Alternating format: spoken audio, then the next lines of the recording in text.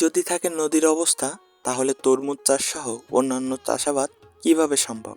খুলনার দাকুব উপজেলায় প্রতিটি ইউনিয়নের কম বেশি এলাকায় নদী প্রায় শুকিয়ে গেছে। বাজয় ইউনিয়ন, বিশেষত চুনকুড়ি নদী সহ এখানকার বেশ কয়েকটি নদী অঞ্চলের কৃষকরা দীর্ঘদিন ধরে নিজেদের ফসলের জন্য এই নদীগুলোর উপর নির্ভরশীল ছিলেন। তবে সাম্প্রতিক সময়ে নদীগুলোর পানি কমে যাওয়ায় বিশেষ করে তরমুজ চাষি সহ কৃষকদের সামনে এক ভয়াবহ পানির সংকট দেখা দিয়েছে। এ সমস্যা মোকাবেলার জন্য স্থানীয় কৃষকরা এখন চরম দুশ্চিন্তায় পড়েছেন। তাদের ফসলের সুরক্ষা নিয়ে উদ্বেগ বেড়েছে। নদী খনন করা না হলে পরিস্থিতি আরও খারাপ হতে পারে, ফলে কৃষকদের জন্য বড় ধরনের ক্ষতির আশঙ্কা রয়েছে। তরমুজ চাষ একটি লাভজনক কৃষিকাজ হিসেবে পরিচিত, তবে গত কিছু বছর ধরেই চুনকুড়ি নদীর পানি কমে যাওয়ার কারণে সেচ ব্যবস্থায় সমস্যা দেখা দিয়েছে। নদীটির পানি পর্যাপ্ত না হওয়ায় কৃষকরা সেচের জন্য পর্যাপ্ত পানি পাচ্ছেন না। তরমুজের মতো জলীয় পদার্থের জন্য ভেজা মাটি ও সেচ অত্যন্ত গুরুত্বপূর্ণ।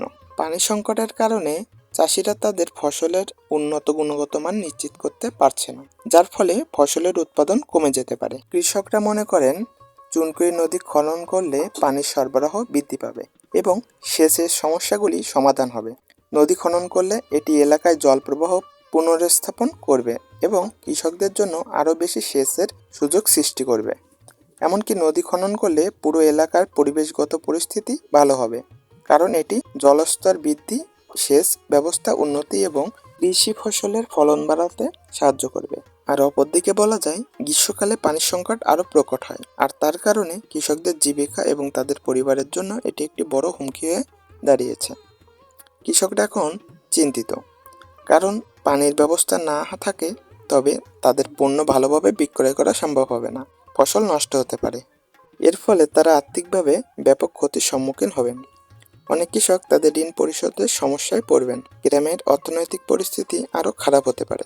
নদী খনন ছাড়া এই সমস্যার স্থায়ী সমাধান সম্ভব নয়। তবে শুধু নদী খনন করলেই হবে না, সেচ ব্যবস্থার আধুনিকরণও প্রয়োজন। অটোমেটেড সেচ ব্যবস্থা, ড্রিপ ইরিগেশন প্রযুক্তির ব্যবহার কৃষকদের উপকারে আসতে পারে।